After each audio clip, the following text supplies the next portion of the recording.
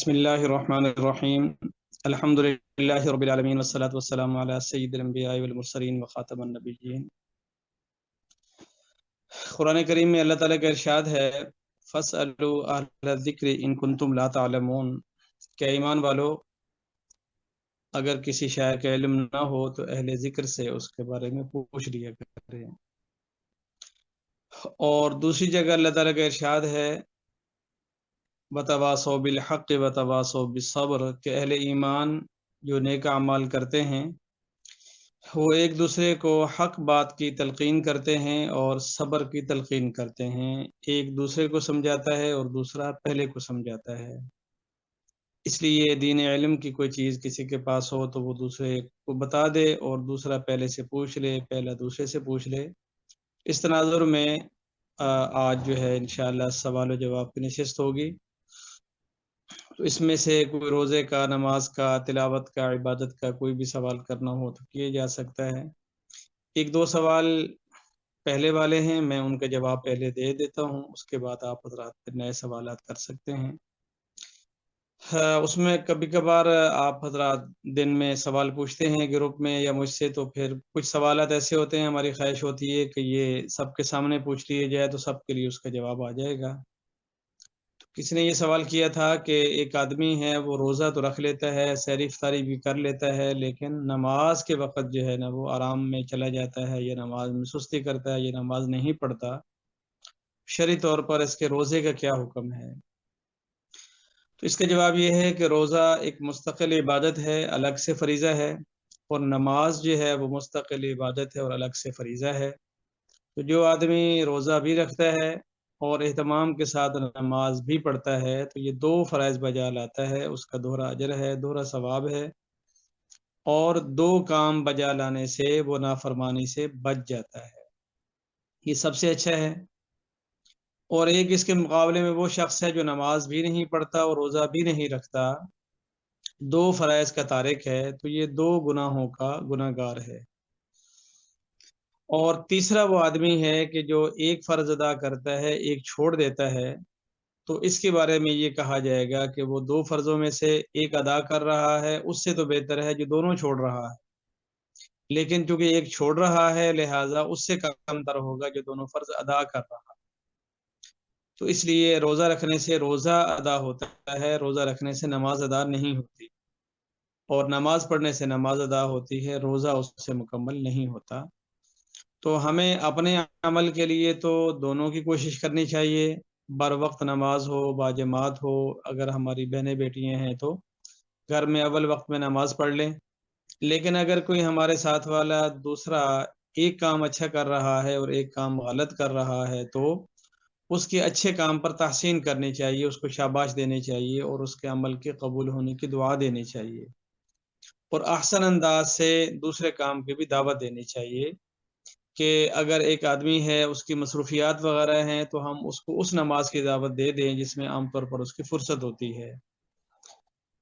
مثلا جو کام کرتے ہیں لوگ، وہ جس وقت آن ڈیوٹی ہوتے ہیں تو عام طور پر اس وقت ان کے لیے نماز پڑھنا آسان ہوتا ہے بنسبت چھٹی والے وقت کے۔ اس وقت ان کو بندہ ترغیب دے سکتا ہے کہ آؤ یار ایک تو پڑھ لو۔ جب وہ ایک پڑھیں گے تو 5 میں سے ایک ادا کرنے سے 5ویں حصے کے گناہ گار نہیں رہیں گے، 4 حصوں کے رہیں گے۔ ہو سکتا ہے کہ اس نماز کی توفیق کے ساتھ ان کو ایک اور کی بھی توفیق ہو جائے، لیکن ہم اگر نماز پڑھتے ہیں، روزہ بھی رکھتے ہیں، اور صرف روزہ رکھنے والے کی توہین کرنا، تذلیل کرنا اور یہ کہنا کہ کوئی فائدہ نہیں ہے ایسے روزے کا جس میں نماز نہ ہو، خواہ مخواہ آپ سحر افطاری کرتے ہو، تو اس قسم کا انداز کہ جس سے وہ یہ سوچے کہ چلو یار اگر کوئی فائدہ نہیں ہے تو پھر وہ بھی جائے اور یہ بھی جائے، تو اس صورت میں ہم ایک آدمی کو ڈبل گناہ گار کرنے والے بن جائیں۔ تو عام طور پر ہمارے جذبات اس وقت ایسے بنتے ہیں جو بن جاتے ہیں اور ہمارا وہ رد عمل بھی سامنے آ جاتا ہے، لیکن انبیاء کا طریقہ یہ نہیں ہے کہ وہ توہین تذلیل کے ساتھ کسی سے پیش آئیں اور پھر یہ امید بھی رکھیں کہ وہ صالح مصلح بن جائے، نیک بن جائے، ایسا نہیں ہوتا۔ اپنے اچھے عمل کی کوشش کے ساتھ دوسروں کو تعلیم اور ترغیب دینے کے ساتھ ساتھ دل میں کوئی تحقیر یا اس قسم کی سوچ و فکر نہیں ہونی چاہیے۔ اللہ تعالی ہمیں ہر چیز بر وقت اور پابندی کے ساتھ بجا لانے کی توفیق عطا فرمائے۔ اور کوئی سوال؟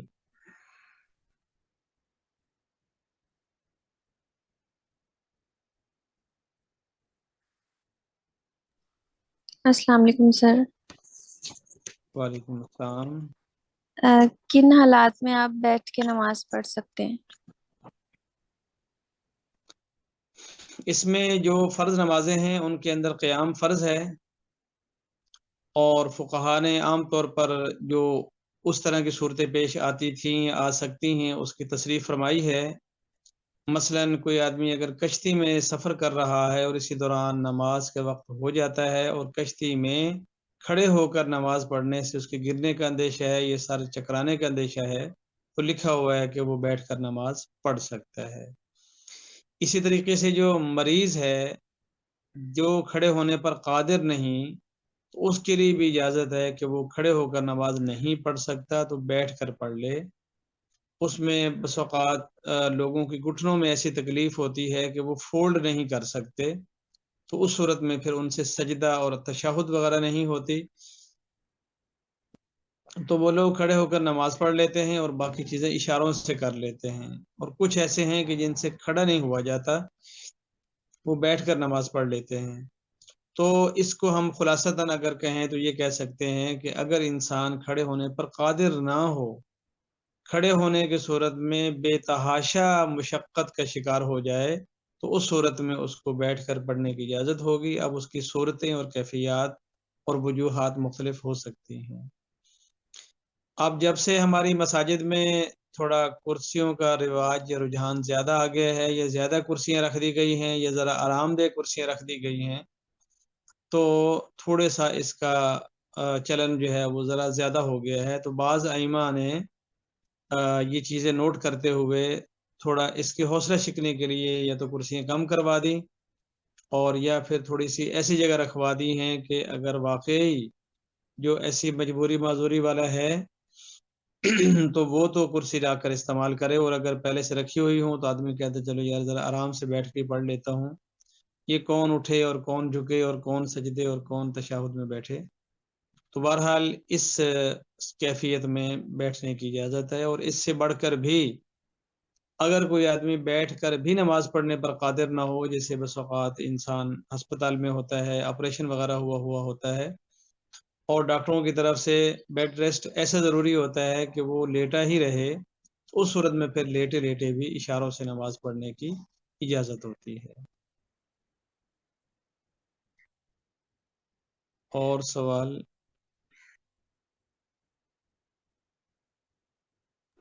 سر یہ یہاں پہ چیٹ میں لکھے ہوئے کوশ্چن میں بول دیتی ہوں۔ ایک ہاں یہ جی، پوچھا کوئی ہوا ہے کیا پڑھ کر سنا۔ تہجد کی نماز کے لیے سونا ضروری ہے؟ تو میں ایک سوال آپ کر دیں تو میں اس کا جواب دے دوں، تو پھر دوسرا سوال بعد میں کر لیں۔ بس اوقات ایک ہی بھائی ہمارے ایک ہی میسج میں زیادہ سوالات لکھ دیتے ہیں، لیکن ہم ایک ہی کر کے جواب دیں گے۔ تو اس میں یہ ہے کہ تہجد ادا کرنے کے لیے سونا ضروری نہیں۔ وہ جو وقت ہے رات کے 3 حصے کر کے آخری تیسرا حصہ جو ہے، اس دورانیے میں جو نماز پڑھی جائے گی وہ تہجد کی نماز ہوگی۔ یہ بات اس لیے ہے کہ اگر کوئی شخص قیام اللیل کرتا ہے، رات بھر نماز پڑھتا ہے اور آخری حصے میں بھی نماز پڑھ لیتا ہے، تو دوسرا آدمی رات بھر سو کر آخر میں اٹھ کر 8 رکعتیں پڑھ لیتا ہے، تو وہ تو کہے گا جی میں ہوں تہجد گزار، اور جو رات سے ہی مصلی پر تھا اس کو کہہ رہا ہوگا کہ بھائی کوئی فائدہ نہیں ہے تمہارا جاگنے کا، تم سے تو میں اچھا ہوں۔ تو ایسا نہیں ہے، جو رات کو سوئے تو بھی ٹھیک اور نہ سوئے تو بھی ٹھیک، اس میں کوئی افضلیت والی بات بھی نہیں ہے کہ اچھا ہے کہ تھوڑا سا سو جائے، اس لیے کہ بڑی دنیا ہے راتوں کو جاگنے والی۔ تو اگر وہ اپنے وقت پر آ کر نماز ادا کر لیتے ہیں، اس میں وقت اور نیت یہ دو چیزیں جو ہے نا دیکھی جاتی ہیں۔ جتنی بھی نمازیں ہیں آپ وہاں پر دیکھ لیں کہ ایک اس کا وقت ہونا چاہیے، نمبر 2 اس کی نیت ہونی چاہیے۔ جیسے اشراق کی نماز ہے، اگر کوئی شخص اشراق کے وقت مسجد میں آتا ہے اور آ کر نیت کرتا ہے تحیت المسجد کے نوافل کی یا تحیت الوضو کے نوافل کی، تو لوگ تو سمجھیں گے اشراق پڑھ رہا ہے، لیکن اس کی نیت کیا ہوگی؟ تحیت المسجد کی یا تحیت وضو کی، تو نیت کرنے سے اس وقت میں جو نماز پڑھی جائے گی وہ والی سنت بن جائے گی. کیا کوئی مغرب پڑھ کر اگر کوئی اپنے اثر قضا پڑھ رہا ہے تو نیت کرنے سے وہ اثر قضا کر رہا ہوگا، جبکہ اسی دوران باقی لوگ جو ہے وہ اوابین کی نماز پڑھ رہے ہوں گے. سونا ضروری نہیں ہے. السلام علیکم سر. وعلیکم السلام. سر میرا سوال یہ ہے کہ اگر فجر کی نماز قضا ہو جاتی ہے تو اس کی جو قضا ہم نے نماز پڑھنی ہوتی ہے اس کی نیت کیا ہے، اور کیا وہ دو سنتیں بھی ساتھ پڑھنی ہوتی ہیں یا صرف فرض ہی پڑھنے ہوتے ہیں؟ اس میں یہ حکم ہے کہ فجر کی نماز قضا ہو گئی، یعنی سورج طلوع ہو گیا، اور اس کے بعد جب اشراق کا وقت داخل ہو جاتا ہے تو تب سے ہم فجر کی نماز قضا کر سکتے ہیں. تو اس کے بعد اسی دن اگر زوال آفتاب سے پہلے پہلے، یعنی تقریباً 12 بجے سے پہلے پہلے ہم اسی دن کی فجر قضا کر رہے ہوں تو اس دن کی سنتیں بھی ساتھ قضا کرنی ہوتی ہیں. اور اگر ہم اتنا لیٹ ہو جائیں کہ ظہر کا وقت داخل ہو جائے تو اب صرف فرضوں کی قضا کریں گے، سنتوں کی قضا نہیں ہوگی. اس کی دلیل یہ ہے کہ باقی جو نمازیں ہیں ان کے فرض قضا ہو سکتے ہیں، سنتوں کی قضا نہیں ہوتی، اس کے بدلے میں توبہ استغفار کرنا ہوتا ہے. لیکن ایک دفعہ ایسا ہوا تھا کہ آپ صلی اللہ علیہ وسلم آئے کسی سفر سے، جہاد کا سفر تھا، رات انہوں نے پڑاؤ کیا، تو آپ نے فرمایا کہ بھائی صبح فجر کی نماز میں ہم کہیں سوئے نہ رہ جائیں، تو کون ذمہ داری لیتا ہے کہ وہ فجر کی نماز میں لازماً سب کو جگائے گا. تو جن صحابی رسول نے ذمہ داری لی وہ اتفاقاً انہوں نے درخت کے ساتھ ٹیک لگا کے بیٹھے کہ میں ذرا ویسے ریسٹ کر لیتا ہوں، لیکن ان پر بھی نیند کا غلبہ آ گیا. تو پھر سورج کی کرنیں جب پہلے پڑی تو حضور علیہ السلام جاگے اور باقیوں کو جگایا، تو آپ نے فرمایا کہ بھائی سارے جو ہے نا وہ نماز قضا کریں. تو باجماعت فجر قضا کی گئی اور اس دن سنتیں بھی پڑھی گئیں. اس بنا پر جو ہے وہ اس دن کی فجر اگر اسی دن قضا کی جا رہی ہو تو ساتھ سنتے بھی قضا کریں گے. اور دوسری دلیل یہ ہے کہ عمومی طور پر جب ظہر کا وقت ختم ہوتا ہے تو عصر کا وقت شروع ہو جاتا ہے، عصر کا ختم ہوتا ہے تو مغرب کا شروع ہو جاتا ہے، مغرب کا ختم ہوتا ہے تو عشاء کا شروع ہو جاتا ہے، اور عشاء کی نماز کے وقت صبح صادق کے وقت ختم ہوتا ہے تو فجر کا شروع ہو جاتا ہے. فجر کا شروع ہونے کے بعد طلوع آفتاب تک فجر کا وقت ختم ہو جاتا ہے مگر ظہر کا شروع نہیں ہوتا. تو طلوع آفتاب کو بھی ہم کہتے ہیں صبح سویرے، صبح کا وقت 8-9 بجے بھی ہم کہتے ہیں کہ انشاءاللہ کل صبح بات کریں گے. تو من وجہ طلوع آفتاب سے لے کر جو آگے کا وقت ہے یہ فجر ہی کہلاتا بھی ہے، اور پچھلی نماز ختم ہو کر اگلی نماز کے وقت داخل بھی نہیں ہوا ہوتا. تو فجر دن کے پہلے حصے میں کچھ نہ کچھ فجریت چل رہی ہوتی ہے، تو اس لیے اس میں اس دن کی فجر قضا کر رہے ہوں گے تو سنتوں کے ساتھ قضا کریں گے. لیکن اگر اس دورانیے میں کل کی فجر کی ہم قضا کر رہے ہوں تو پھر صرف فرض قضا کریں گے. اور نیت اس طرح کی جاتی ہے، اگر آج کی ہے تو 2 رکعت نماز فرض فجر آج کی قضا، اللہ اکبر. تو اور آج کی اگر ہے تو، اور اگر کل رہ گئی تھی اور سارا دن بھی نہیں پڑھی جا سکی تو آج اگر پڑھ رہے ہوں گے تو یہ نیت کر لیں گے کہ 2 رکعت نماز فرض فجر قضا کل کی، اللہ اکبر. اور سوال؟ اور اگر بے شمار نمازیں اور روزے رہتے ہوں تو اس کو کس طرح سے قضا کریں گے ہم، کہ ہمیں گنتی نہیں ہے، بس ہم پورا کرنا چاہ رہے ہیں اس کو؟ ہاں، اس میں ایسا ہوتا ہے بس اوقات کے ایک زمانہ گزر جاتا ہے، انسان غفلت میں، سستی میں، مستی میں وقت گزار رہا ہوتا ہے، کوئی پڑھ لی تو پڑھ لی، نہ پڑھ لی تو نہ پڑھ لی، اور جو نہیں پڑھی وہ کہیں ریکارڈ میں بھی نہیں ہوتی کہ نہیں پڑھی. اسی طرح روزے ہم شروع میں جب بچپن میں شوق سے ایک دن رکھتے ہیں، ایک دن چھوڑتے ہیں، پھر جب بڑے ہو جاتے ہیں تو بھی ہم کچھ دن رکھ کے کچھ دن چھوڑ رہے ہوتے ہیں. اور پلس ہمارے بہت سارے بہن بھائی زیادہ وقت تک بھی ماں باپ کے بچے شمار ہوتے ہیں، تو وہ بڑے ہو کر بھی بچہ ہے یا بچی ہے چھوڑیں، کوئی ضروری تھوڑا ہی ہے، تو روزے چھوڑ دیے جاتے ہیں، یہ چھڑوا دیے جاتے ہیں، یہ چھوٹ جاتے ہیں. اور یہی معاملہ نمازوں کا ہے کہ جی بچہ ہے فجر میں کیسے جاگے گا وغیرہ. تو یا بڑے ہو کر بھی بس اوقات ایک زمانہ تک انسان غفلت کی زندگی گزار رہا ہوتا ہے، وہ پڑھتا ہی نہیں ہے، سال ہر سال بھی بس اوقات نمازی نہیں ہوتا انسان. ایک زمانہ پھر ایسا آتا ہے کہ نماز پڑھنے لگ جاتا ہے اور پابند بھی ہو جاتا ہے. کچھ زمانے کے بعد پھر احساس ہوتا ہے کہ میرے ذمہ تو بہت کچھ واجب ہے اور قضا ہے، مجھے مرنے سے پہلے ادا کرنا چاہیے. تو یہ جو کیفیت ہوتی ہے یا احساس ہو جاتا ہے، تو اس وقت جب انسان قضا کرنا شروع کرتا ہے، سب سے پہلے تو فقہا نے لکھا ہے کہ وہ یہ طے کرے بیٹھ کر کہ اندازاً میرے ذمے کتنی فجریں قضا ہوں گی، کتنی ظہریں ہوں گی، کتنی عصریں ہوں گی، کتنی مغربیں ہوں گی. وہ سینکڑوں میں بھی ہو سکتی ہیں، ہزاروں میں بھی ہو سکتی ہیں. تو وہ فرض کر کے اللہ کے سامنے روبرو ہو کر اللہ اور اپنے مابین اس کو اس معاملہ جان کر، اگر اس کو لگتا ہے کہ میں فلاں سن میں بالغ ہوا اور اب میری عمر اتنی ہے تو اتنے سالوں میں اتنے دن ہوئے ہیں، جیسے 365 دن ہیں سال کے، اور اندازہ وہ یہ لگاتا ہے کہ میں نے اندازاً سال بھر میں زیادہ سے زیادہ بھی جو ہے نا وہ 50-60 نمازیں پڑھی ہوں گی، 65 پڑھی ہوں گی، 70 پڑھی ہوں گی، اس سے زیادہ نہیں. تو اب وہ نیت کر یہ سوچ لے، لکھ لے کہ بھائی تقریباً 300 تو میری لازماً فجریں رہتی ہوں گی. پھر اگلا سال جیسے 2017، 2018، 2019، تو ہم رمضان کی وجہ سے یا حرمین شریفین کے سفر سے یا اعتکاف میں یا کچھ ایسے زمانوں میں یا تبلیغ میں یا ایسی صورتحال میں ہوتے ہیں کہ ان دنوں میں عام طور پر ہم پڑھ رہے ہوتے ہیں. تو وہ سال کی مصروفیات کو سوچ کر اپنے معمول کی جو اس زمانے میں صورتحال تھی،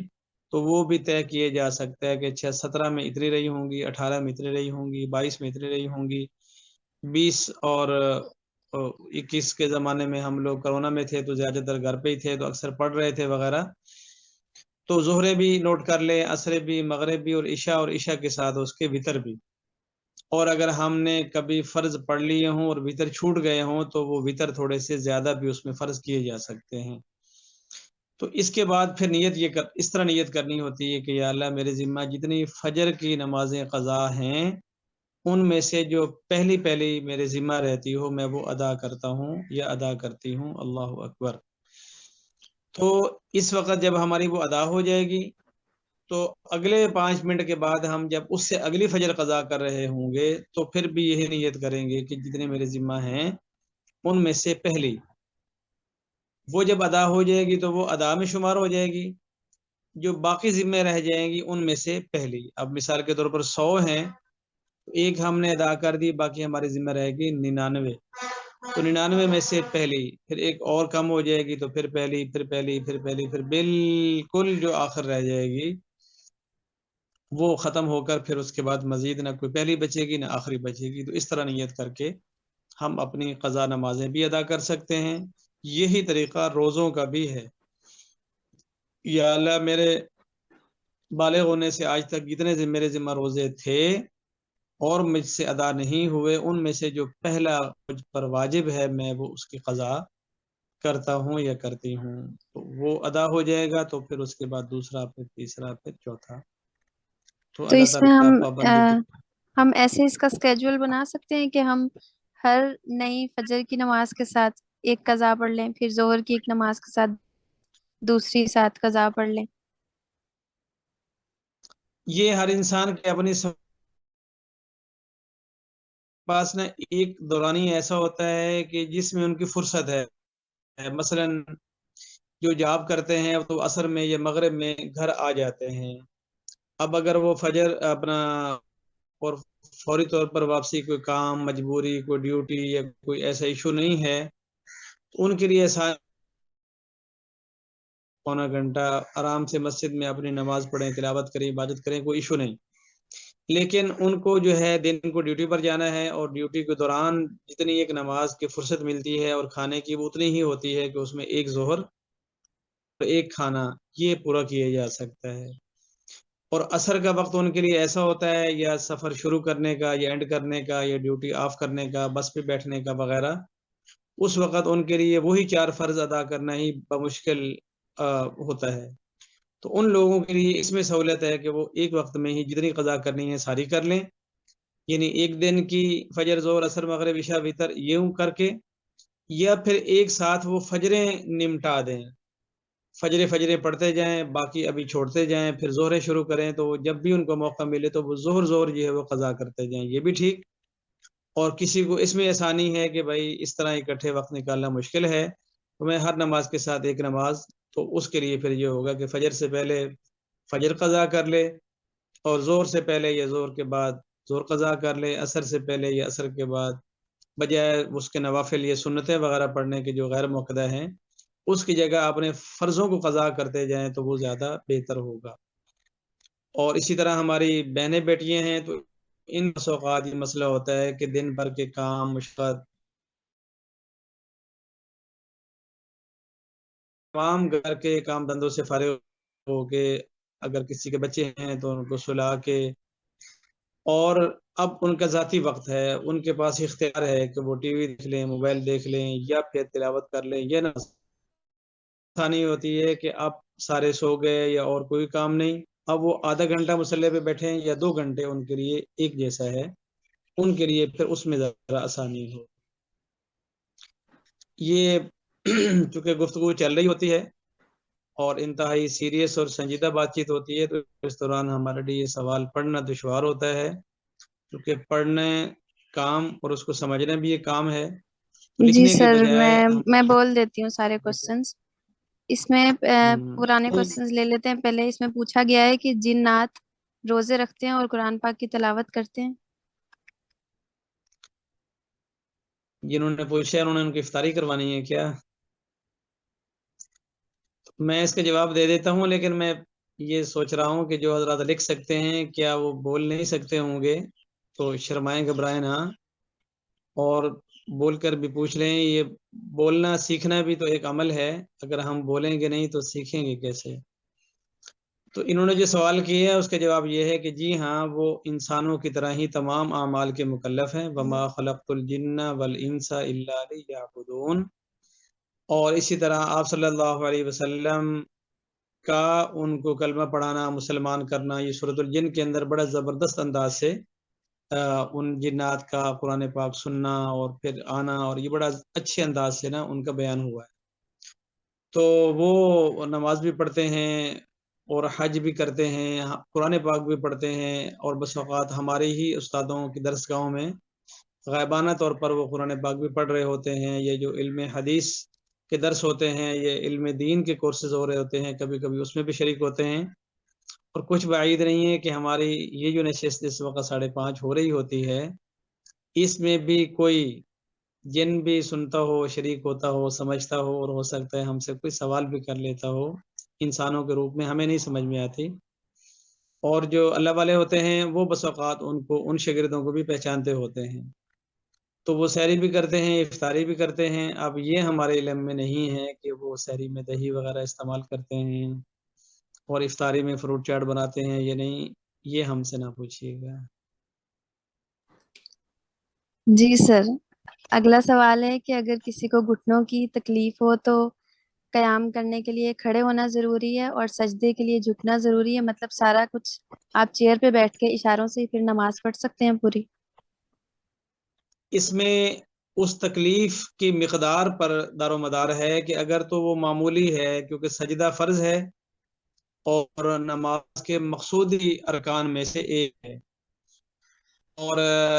یوں کہہ سکتے ہیں کہ اللہ تعالیٰ ہر رکعت میں سجدہ کرواتا ہے، باقی تو وہ تکلیف اس نوعیت کی ہے کہ تھوڑی سی تکلف کے ساتھ سجدہ اور رکوع ادا کیے جا سکتا ہے۔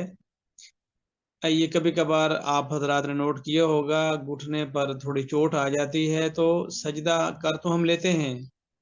لیکن اس چوٹ والے دن اس گھٹنے پر زیادہ دباؤ نہیں ڈالا جا سکتا، اس کے لیے ہم نیچے کوئی رومال یا کپڑا یا تولیہ وغیرہ رکھ لیتے ہیں، اور ہلکی سی مشقت سے پاؤں کو فولڈ کر کے بعد میں تشہد میں بیٹھتے ہوئے بھی پاؤں کو تھوڑا سا سیٹ پہ نکال دیتے ہیں، اور ساتھ والے کو کہہ دیتے ہیں کہ بھائی ذرا جگہ میرے لیے تھوڑی سی سپیس رکھیں۔ تو اتنی حالت اگر ہے کہ تھوڑی سی مشقت کے ساتھ وہ سجدے میں جا اور آ سکتے ہیں، تو پھر تو سجدہ کر دینا افضل ہے، کیونکہ سجدہ جو ہے نا وہ اللہ تعالیٰ کو نماز میں زیادہ محبوب اور پسندیدہ ہے. لیکن اگر اس سے زیادہ بات ہے کہ شدید مشقت، شدید درد اور انتہائی تکلیف دہ کیفیت ہو، تو اس صورت میں پھر جہاں تک جس چیز پر قادر ہو وہ ادا کر دی جائے گی، اور دوسری بات اللہ تعالیٰ کی طرف سے معاف ہو جائے گی. اب مثال کے طور پر ایک آدمی سے گھٹنے فولڈ نہیں ہوتے تو وہ کیا کرتا ہے، کرسی رکھ لیتا ہے، کرسی رکھ کے کھڑے ہو کر قیام بھی کر لیتا ہے اور رکوع بھی کر لیتا ہے. رکوع کرنے کے بعد اب چونکہ سجدے میں جانے کے لیے گھٹنے فولڈ کرنے ہوتے ہیں، وہ سے نہیں ہوتے، اب سجدے کی بجائے وہ بیٹھ کر اشارے سے سجدہ کر لیتا ہے، یعنی رکوع سے ذرا زیادہ جھک جاتا ہے، تو اس کے لیے گنجائش ہے کہ وہ سجدہ چھوڑ دے. اسی طرح وہیں کرسی پہ بیٹھ کر وہ تحیات پڑھ لیتا ہے، اور پھر اس کے بعد جب اللہ اکبر کرتے ہیں تو وہ کھڑے ہو کر قیام کر لیتا ہے. تو اس کیفیت کے لحاظ سے اس کی گنجائش ہوگی یا نہیں ہوگی، یہ اس پر چھوڑ دیا جاتا ہے کہ جو اللہ کے حضور آیا کھڑا ہے وہ اس بارے میں کیا کہتا ہے، کیا سوچتا ہے. اور سوال؟ جی سر، آگے یہ ہے کہ جو آپ کو تہجد پڑھنی ہے وہ فجر کی اذان ابھی نہیں ہوئی لیکن آپ سحری کر لیا آپ نے، تو سحری کے بعد آپ پڑھ سکتے ہیں فجر کی نماز سے بالکل پہلے، یا آپ کو وہ پہلے ہی پڑھنا ہے اٹھ کے؟ ہاں، اس میں یہ ہے کہ جو سحری کا ختم ہونے کا وقت ہے وہی تہجد کی نماز کے ختم ہو جانے کا بھی وقت ہے. لہٰذا اگر ہم نے 4 بجے یا 4:15 تک سحری سے فارغ ہو گئے اور 4:15 سے 4:30، 4:39، 33 ایسے کر کے آج کل جیسے ہمارے علاقوں میں سحری کے وقت چل رہا ہے، تو اس میں وضو کر کے آدمی مصلی پر آ جائے تو اپنی تہجد کی نماز ادا کر سکتا ہے. اور اگر فرض کریں وہ نفل پڑھ رہا تھا، اسی دوران جو ہے وہ اذان فجر شروع ہو جاتی ہے، تو وہ نفل توڑنے ضروری نہیں، وہ پورے کر لے گا اور دعا مانگ لے گا، اللہ تعالیٰ اس کو قبول کر لیں گے. لیکن اگر سحری کا وقت ختم ہو گیا اور ہم نے اس کے بعد وضو کیا ہے تو اب یہ فجر کا وقت داخل ہو گیا ہے، لہٰذا اب جو نماز پڑھی جائے گی وہ تہجد شمار نہیں ہوگی. البتہ اس وقت تک چونکہ کوئی نماز پڑھنا منع نہیں ہے، اگر کسی کی عادت ہے یا وہ ثواب کے لیے یا اللہ کے قرب و رضا کے لیے فجر کی سنتوں سے پہلے سوچتا ہے کہ میں 2 نفل ہی پڑھ لوں، یا مثلا اس کی کوئی قضا نماز رہتی ہے تو وہ سوچتا ہے کہ اس وقت میں وہی پڑھ لوں، تو اب بھی ہم اگر اللہ کے حضور سجدہ کریں گے تو وہ باعث اجر اور ثواب ہوگا، لیکن اس میں نیت جو ہے وہ تہجد کی نہیں کی جائے گی. جی سر، آگے یہ ہے کہ عشاء کی نماز اگر قضا ہو جائے تو اس کا ایگزیکٹ ٹائم کیا ہوگا؟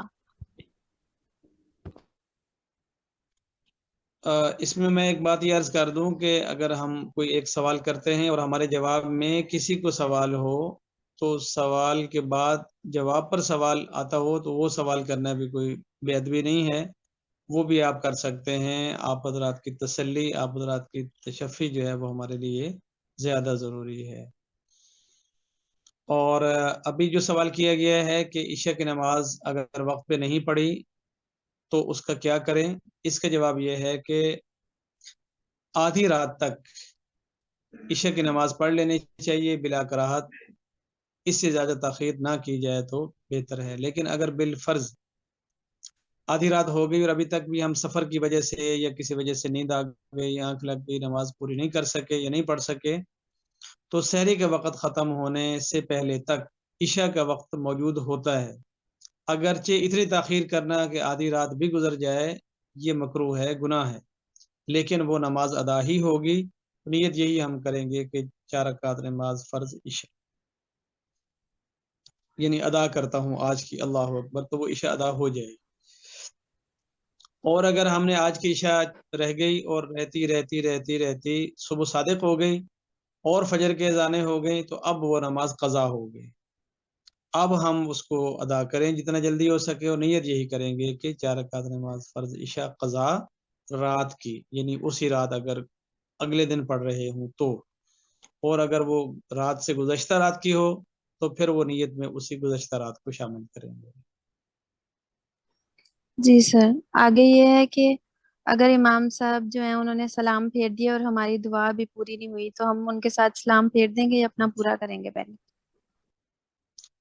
ہاں جی، اس کا جواب یہ ہے کہ آپ امام صاحب کے سلام کے ساتھ سلام پھیر سکتے ہیں،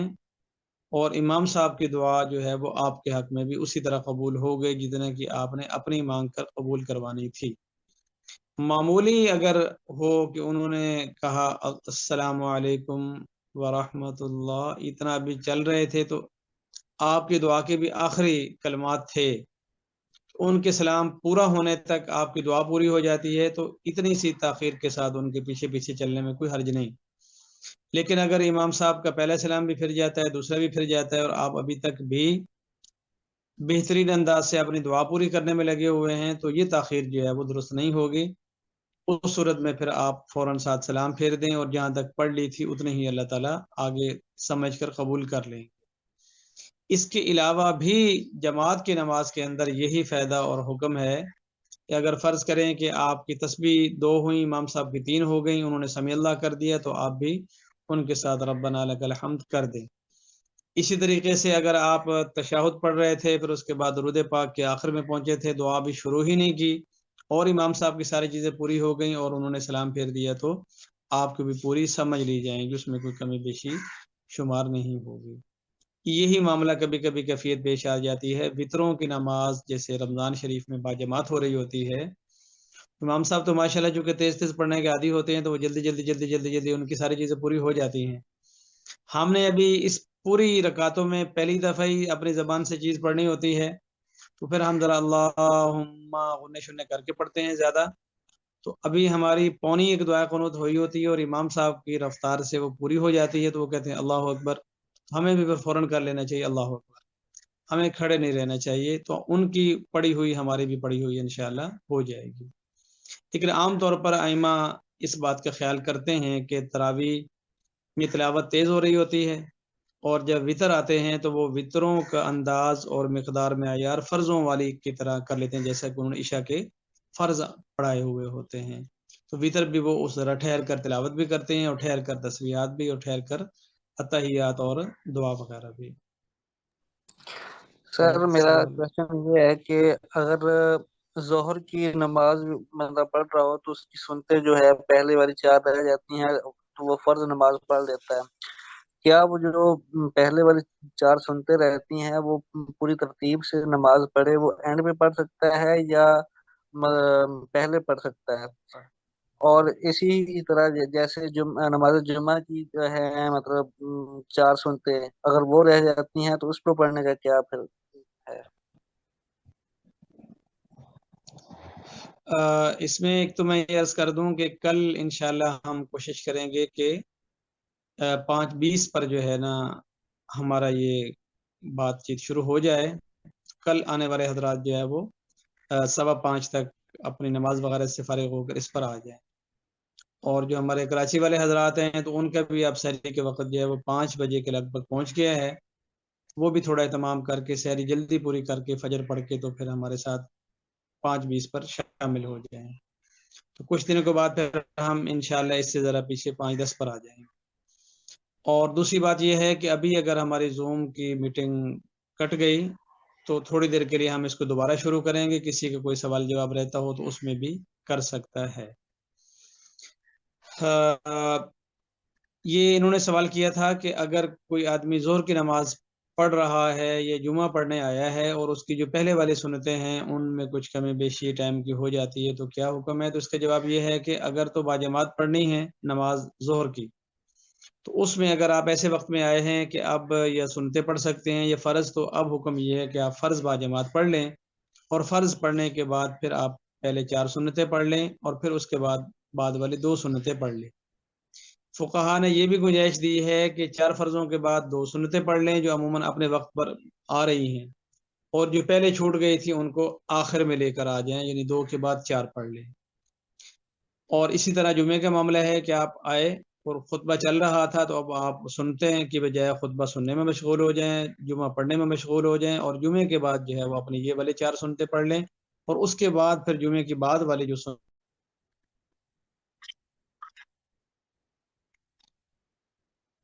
انہوں نے یہ سوال کیا ہے کہ مختلف جماعتیں ہیں ہماری جو اسلامی تناظر میں، مختلف تھاٹس ہیں، ان کے افکار ہیں، اور پھر ان کے الگ الگ نام ہیں، تو ہم کس کے پیروکار رہ کر اچھے رہیں گے؟ تو اس کا جواب یہ ہے کہ اہل سنت والجماعت ایک کانسیپٹ ہے جو صحابہ کرام معنی سے آ رہا ہے، ما انا علیہ و اصحابہ کے تحت. تو اس میں اگر کہیں تھوڑا بہت نظریاتی یا عملی یا فقہی یا فروعی اختلاف وغیرہ ہو تو وہ قابل قبول ہے. اسی زمانے سے ہی، یعنی جو امام اعظم ابو حنیفہ رحمۃ اللہ علیہ ہیں، امام مالک رحمہ اللہ ہیں، امام شافعی ہیں، امام احمد بن حنبل رحمہم اللہ ہیں، تو یہ جو حضرات ہیں امام صاحب اور امام مالک، تو یہ صحابہ کرام کے قریب زمانہ، یعنی صحابہ کرام کے شاگردوں کے شاگرد ہیں، اور اس وقت سے ہی اسی خیر القرون کے اندر ان کے جو تھاٹس ہیں وہ مقبول ہیں، اہل سنت الجماعت کے یہ لوگ حصہ ہیں. اور اس تناظر میں ان حضرات کی ساری چیزیں جو ہیں وہ مقبول ہیں، معمول بہا ہیں، اور امت مسلمہ جو ہے وہ اس پر عمل کر پیرا ہے.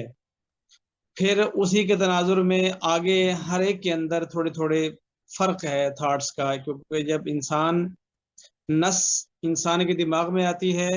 اور اس میں سے انسان نے غور و فکر کر کے کچھ چیزیں آگے اخذ کر کے پیش کرنی ہوتی ہیں، تو انسانی عمل دخل سے ان میں فرق آ جاتا ہے، اور یہ انسان کی فطرت ہے، طبیعت ہے، حرج نہیں. ان میں سے کسی کے ساتھ بھی رہ کر آپ چل سکتے ہیں. باقی اللہ تعالیٰ نے ہمیں سمجھ بوجھ دی ہے تو یہ دیکھ لینا چاہیے کہ صحابہ کرام کا جو مزاج ہے، جو طور طریقہ ہے، جو نقش قدم ہے، جو جماعت اس کے قریب تر آپ کو لگے تو آپ اسی کو ہی زیادہ حق سمجھ کر، جہاں آپ کو لگے کہ عمومی طور پر جو صحابہ کرام کو پڑھا یا سنا ہے وہاں سے بعد ہے، فرق ہے، جتنا فرق ہوتا جائے تو اتنا جو ہے وہ ہم اس سے جو ہے وہ گریز کرتے چلے جائیں. تو صحابہ کرام کے اعمال، صحابہ کرام کے افکار، صحابہ کرام کا آیات پر عمل کرنا، صحابہ کرام کا احادیث پر عمل کرنا، کیونکہ صحابہ نے احادیث سنی ہیں تو لہٰذا مختلف احادیث میں سے صحابہ جس پر عمل پیرا ہوں گے تو جو امت مسلمہ کا طبقہ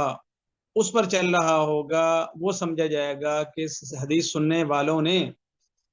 جو مفہوم سمجھ کر عمل کیا ہم بھی اسی مفہوم کو لے لیتے ہیں، تو پھر ہمارا جو ہے وہ قریب ہو جائے گا. ایک حدیث پاک میں آتا ہے کہ آپ نے ایک جگہ لکیر لگائی اور ساتھ کچھ لکیریں اور لگا دی، تو آپ نے فرمایا کہ یہ صراط مستقیم ہے، یہ غلط راستے ہیں، تو آپ نے اس پر چلنا ہے، ادھر نہیں چلنا.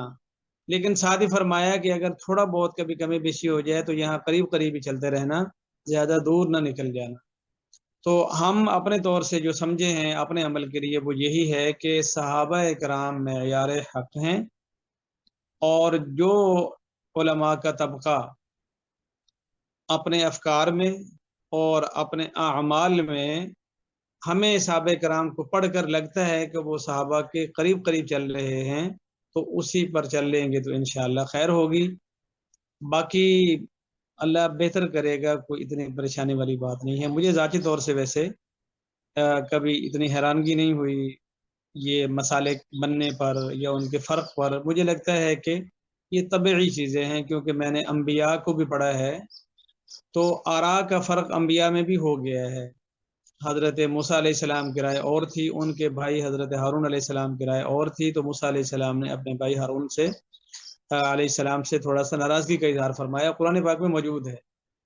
اسی طریقے سے سورہ صاد کے اندر موجود ہے، حضرت داؤد علیہ السلام اور حضرت سلیمان علیہ السلام بیک وقت دو نبی ہیں اور ان کا بھی رائے میں اختلاف ہو جاتا ہے، تو اللہ تعالیٰ فرماتے ہیں فَفَهَمْنَهَا سُلَيْمَانَ،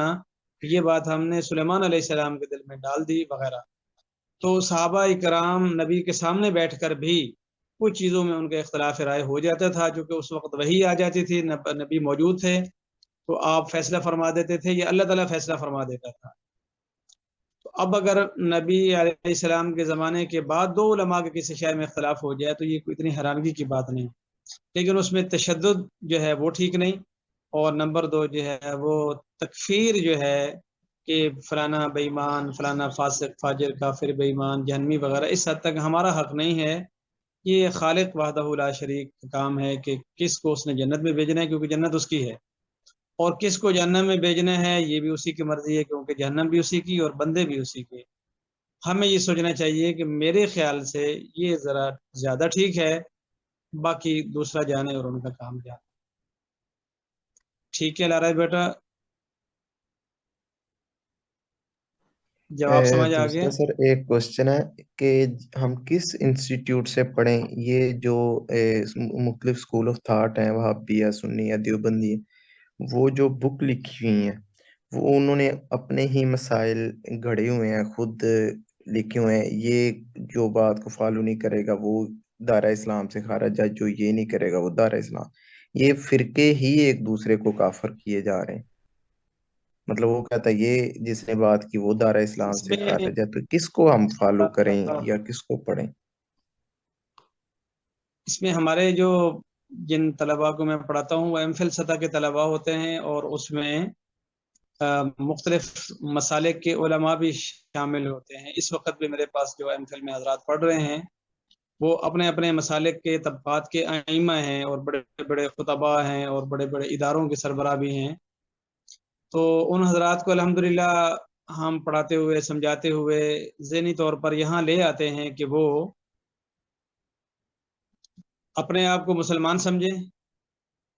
اور اوروں کو بھی مسلمان سمجھیں۔ تو الحمدللہ ہمارے شاگردوں پر جو اثر ہے یا ان کا آگے جو اثر ہے وہ والا نہیں ہے جو عام طور پر ہوتا ہے۔ تو ان کو ہم مذاق میں کہتے ہیں کہ بھائی زیادہ فرقوں میں مت پڑھو، بس آپ سے کو پوچھے کہ کس فرقے سے تعلق ہے تو کہہ یہ کرو ہمارے سر کے جو مذہب ہے جو ہے وہ آپ سے کوئی کچھ نہیں کہے گا اور آپ ٹھیک رہیں گے۔ میرا اس میں آپ کے جو سوال ہے وہ یہ ہے کہ ہمیں کن علماء کی کتابیں پڑھنی چاہیے، کیونکہ جن کی پڑھتے ہیں ان میں وہ لکھتے ہیں کہ فلاں ٹھیک نہیں ہے۔ اس کا جواب یہ ہے کہ ہمیں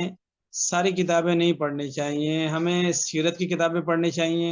اور سیرت کی کتابوں میں عام طور پر پیغمبر علیہ السلام کے اقوال افعال کردار ہے، اس میں کسی اور کی تذلیل تکفیر وغیرہ کا عموماً کانسیپٹ موجود نہیں ہوتا، کیونکہ وہ موقع نہیں ہوتا۔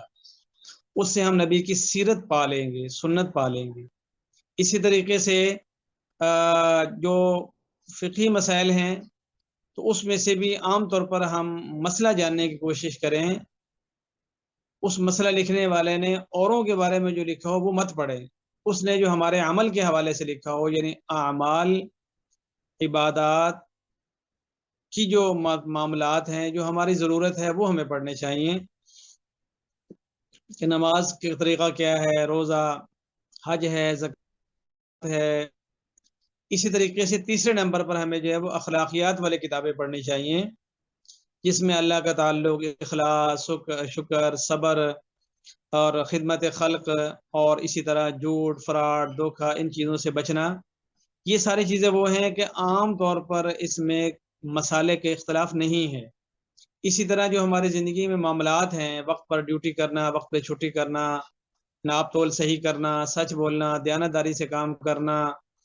اور لین دین کرنا، سود کی حرمت وغیرہ، یہ بھی ساری چیزیں وہ ہیں جو عموماً ہمارے مسالک میں متفق ہیں، اس میں عموماً اختلاف کوئی نہیں۔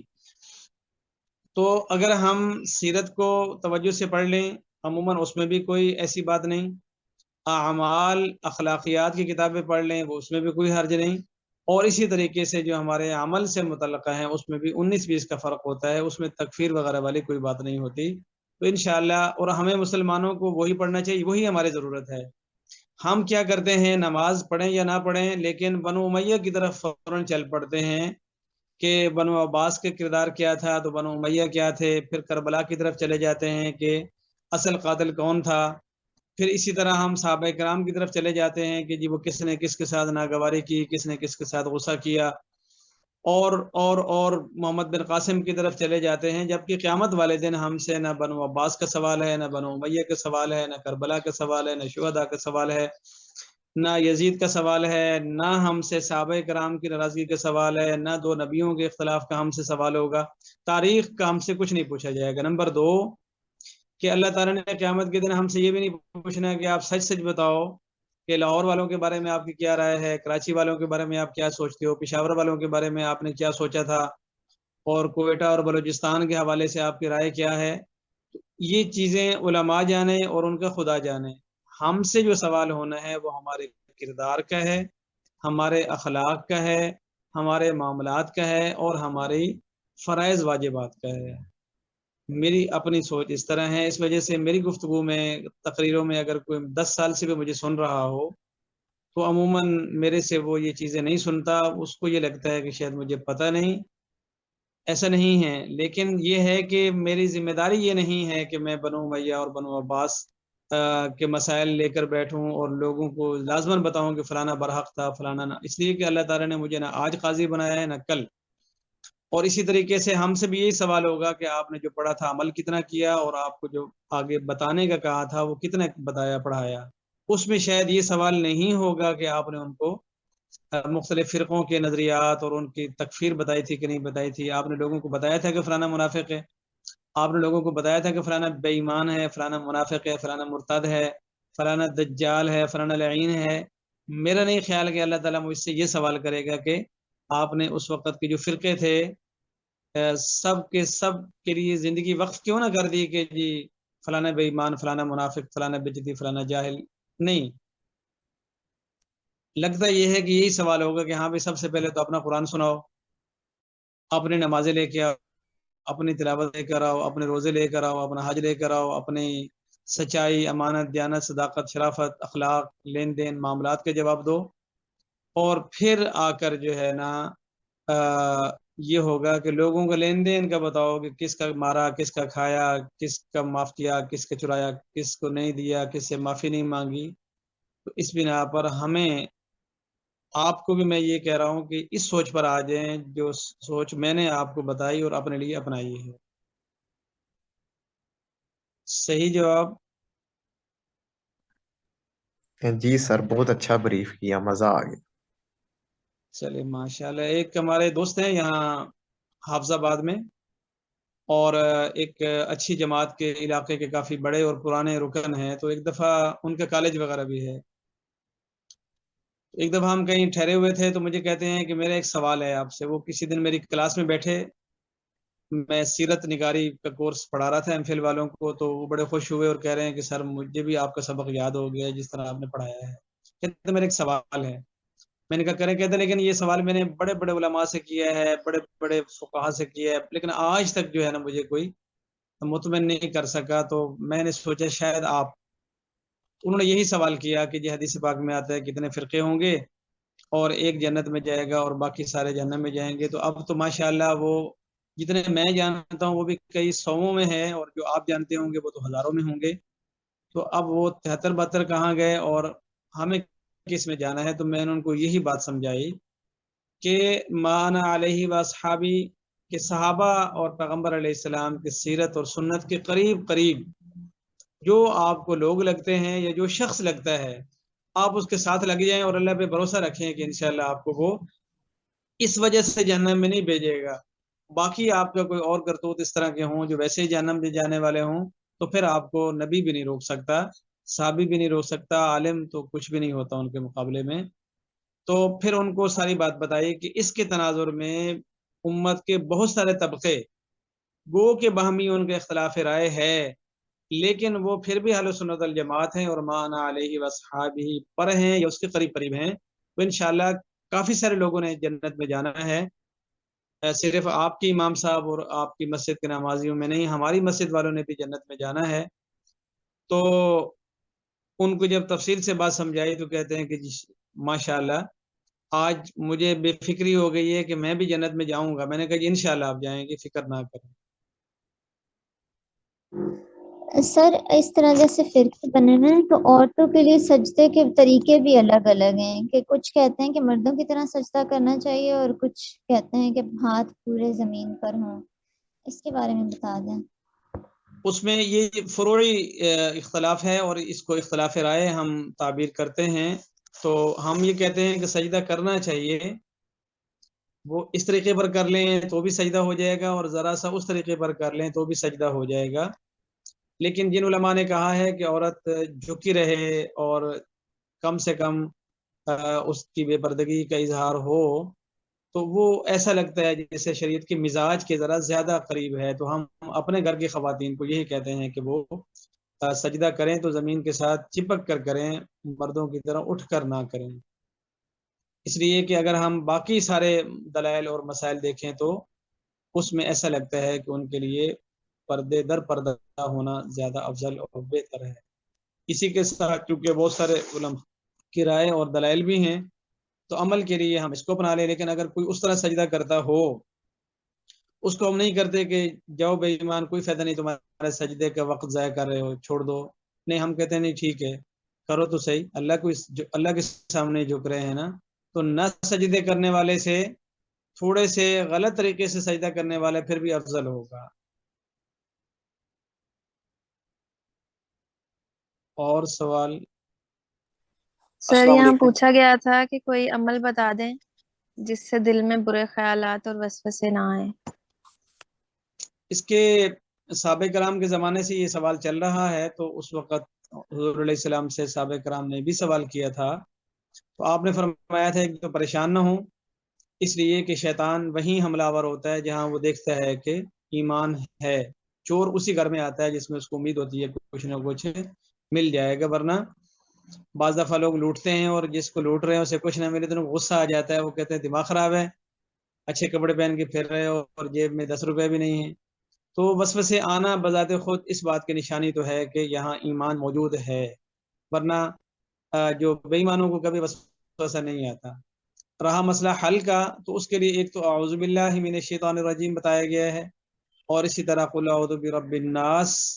مالک الناس الہ الناس من شر الوسواس الخناس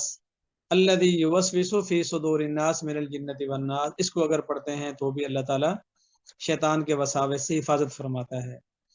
اور تیسرا علماء کرام نے عملی طور پر یہ بتایا کہ جب ہم کچھ نہیں سوچتے تو پھر بری سوچیں آتی ہیں، اگر اچھا سوچنے لگ جائیں گے تو بری سوچوں سے بچت ہو جائے گی۔ چنانچہ اگر ہمیں بری سوچیں آ رہی ہیں تو ہم اس وقت اپنے والدین کو سوچ لیں، میری ماں باپ کی شفقتیں کیا تھی، ان کے لیے دعا کرنے لگ جائیں، جنت کو سوچ لیں، جہنم کو سوچ لیں، آخرت کو سوچ لیں، اللہ کو سوچ لیں، کسی آیت کے مضمون اور مفہوم میں غور و فکر کر لیں، یا اپنے گناہوں کو سوچ کر اللہ تعالیٰ سے معافی مانگ لیں۔ اور اگر ہم بالکل گناہ گار نہیں ہیں، ماشاءاللہ دودھ کے دھلے ہوئے ہیں، تو پھر اللہ تعالیٰ کی نعمتیں سوچ کر اس کے شکر ادا کرنے میں لگ جائیں گے کہ اللہ تعالیٰ نے مجھے انسان بنایا، صحت دی، ہاتھ پاؤں اعضاء ناک آنکھ کان صحیح سلامت ہیں،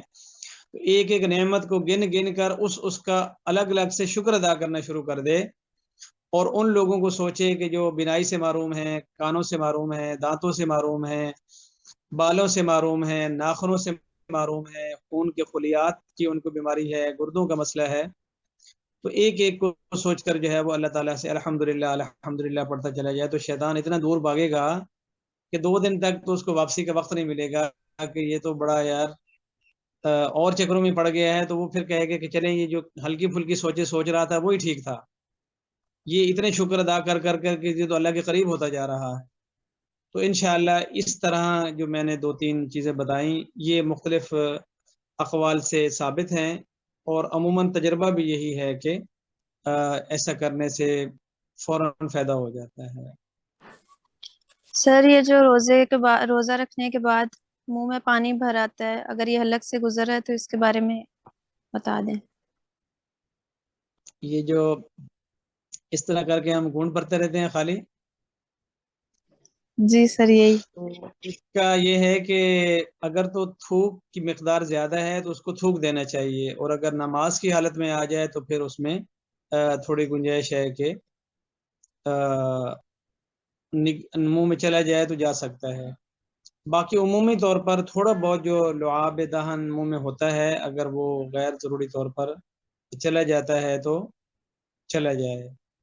لیکن عموماً جب ہم اس کو سوچتے ہیں پھر وہ زیادہ آتا ہے، پھر ہم پیتے رہتے ہیں، تو اگر ادھر سے توجہ ہٹا لیں تو تھوڑی دیر کے بعد یہ ویسے ختم ہو جاتا ہے۔ اور دوسرا مسواک وغیرہ کے اہتمام کرنے سے منہ ذرا صاف ہوتا ہے زیادہ، تو پھر پانی کم پیدا ہوتا ہے، اور اگر دائیں بائیں مختلف سحری کی چیزیں لگی ہوئی ہوں تو پھر ان کے ذائقوں کے ساتھ پانی جو ہے وہ اندر جاتا رہتا ہے، اس لیے سحری تھوڑی جلدی ختم کر کے کلی شلی کر لی جائے تو اس سے ذرا بچت ہو جاتی ہے۔ اور اگر چائے کے آخری گھونٹ کے ساتھ اذان کا پہلا کلمہ آ جائے تو اذان کے جواب دینے تک جو ہے وہ چائے کا ذائقہ اور اس کے لعاب ہم دھیرے دھیرے چوستے رہتے ہیں اور چائے کا ذائقہ بھی لیتے رہتے ہیں. تو دو باتیں ہو گئیں، ایک سوچے نہیں، اور دوسرا منہ کو زیادہ صاف رکھیں، بچت رہے گی.